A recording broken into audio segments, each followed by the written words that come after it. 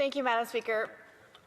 For months, Canadians have waited to see how this government, elected on promises of fiscal foresight, economic integrity and monetary wizardry, would turn the fortunes of this nation around. Well, if Canadians expected any sort of responsible governance from this budget, they were sorely disappointed. Instead, they got a glossy communications document full of arbitrary promises about vague infrastructure spending, all dressed up behind a clever new accounting trick. Canadians rejoice, Madam Speaker. The government no longer racks up debt. It now makes capital investments. And they can be whatever the government wants. Apparently, the invisible hand of the market has struck a secret deal, guaranteeing billions of investments from unknown private sector benefactors. To be clear, Madam Speaker, private sector investment can be beneficial to the nation. Banking on it to fund your infrastructure spending is not. All that to say, the government can be forgiven for taking what I'm sure they think is a bold, new approach to government financing.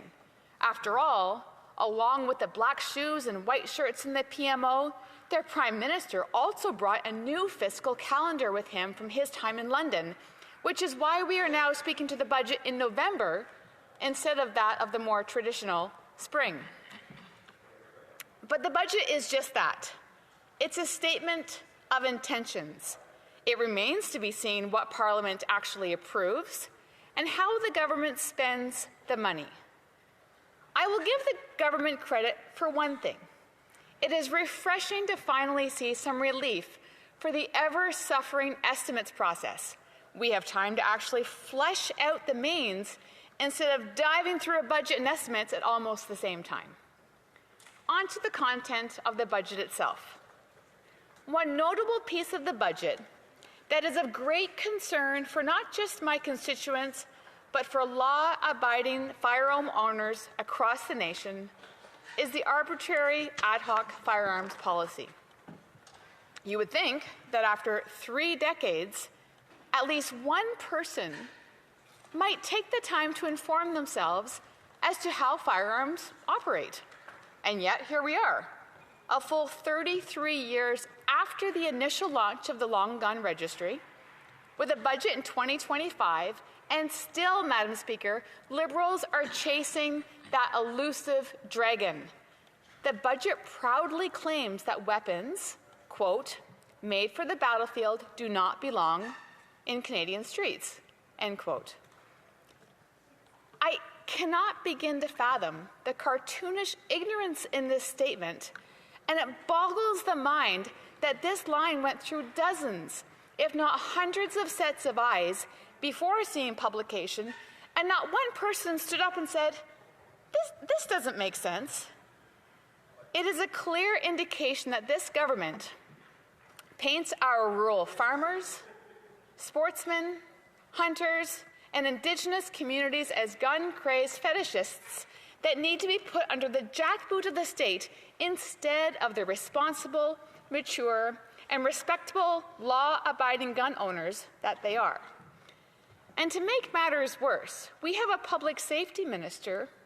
As kind as he may be, he has waffled on what exactly this buyback program entails and to whether or not it is actually legally binding or not, telling Canadian gun owners one thing and then telling his tenants something completely different. This government has shown time and time again they do not care about gun owners, and most telling, they do not care to learn about guns or gun owners.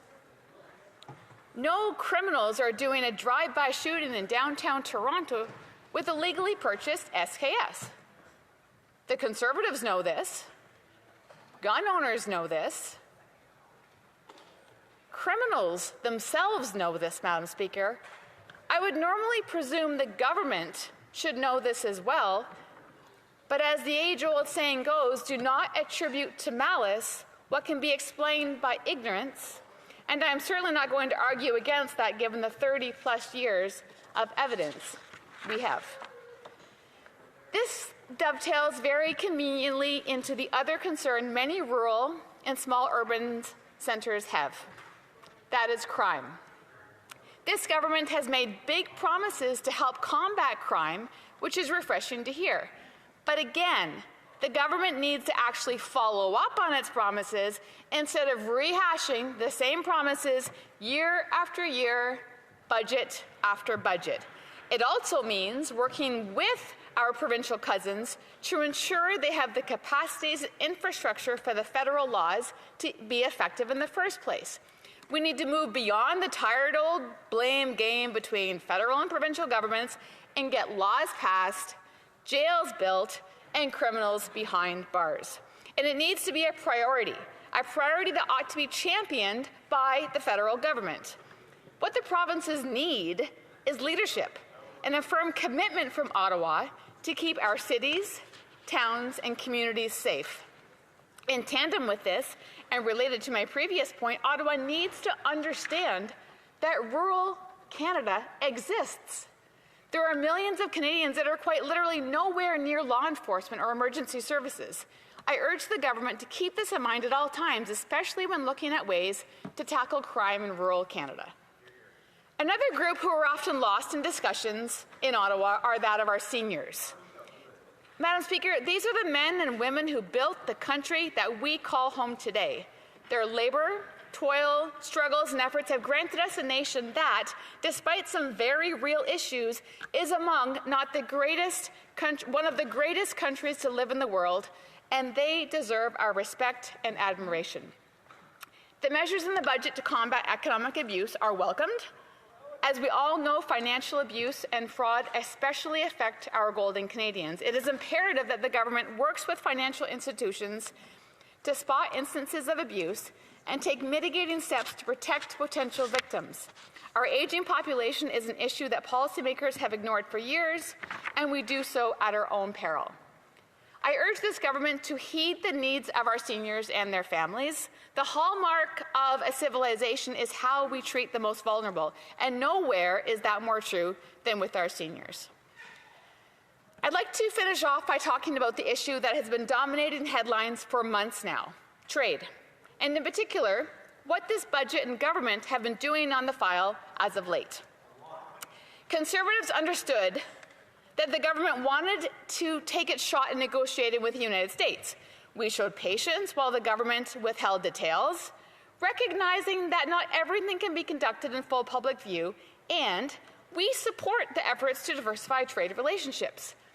But what has happened since negotiations have collapsed is very troubling, Madam Speaker. The Prime Minister campaigned on leadership in this file, yet when it matters most, he is failing to deliver. In the most recent weeks, this government has shown no plan, no urgency, and zero accountability. The silence in inaction speaks volumes, and none of it inspires confidence. There are two axioms that I believe, that I need to believe are true. One, trade is good. Two, trade is not finite. Cabinet needs to keep this front of mind. Undermining trade with our closest ally to chase deals with dictatorships in Beijing and the UAE isn't just misguided, it's reckless. Canada and the United States have and still have the closest relationship between two nations anywhere in the world. Our joint history has stretched for hundreds of years, been through trials and tribulations, far worse than a trade spat, including literal all-out war. Our bond with the United States is unmatched, transcending politics, culture, and geography. I urge this government not to take this easy, politically expedient path of disengagement.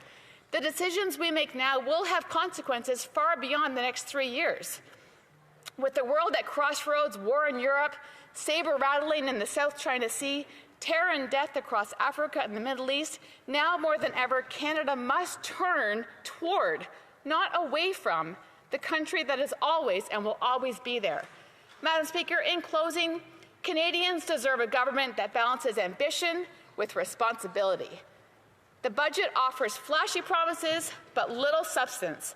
As official opposition, we will continue to demand accountability, transparency, and real results, putting our country's future ahead of political spin. Madam Speaker, Canadians deserve that. Questions and comments. The Honourable Parliamentary Secretary to the Government House Leader. Yes, thank you, Madam Speaker. The member made reference to the issue of trade. Let's take a look at it. You have a prime minister, and I've been a parliamentarian for over 30 years. I cannot name another individual outside of our prime minister that has been so aggressive at looking for trade opportunities that go beyond the United States border, while at the same time waiting to get the best deal we can with the United States. But in the interim, look at what's been taking place. Indonesia, China, Philippines, Africa, the European Union. We have legislation. We have all sorts of actions. Millions of dollars going into billions of dollars of potential future trade because we have a government and a prime minister that is looking at trade and exports as something that's going to deliver for Canadians, not only for today, but also for tomorrow. I'm wondering if she could, and her party, can support the trade initiatives that our prime minister and this government is taking today. Member for Hastings, Lennox and Addington, Tyndall. Thank you, Madam Speaker. This is disturbing. Perhaps I can share some cold, hard truth about this Prime Minister and the lack of action he has had on this file. In fact, he thinks he's going to wait until it makes sense to speak with our neighbours to the south. This Prime Minister himself has suggested that the old age adage between Canada and U.S. is over. Madam Speaker, tariffs are hitting all-time high. Key sectors are being affected, business are being affected, families are being affected, and this unilateral approach is not working.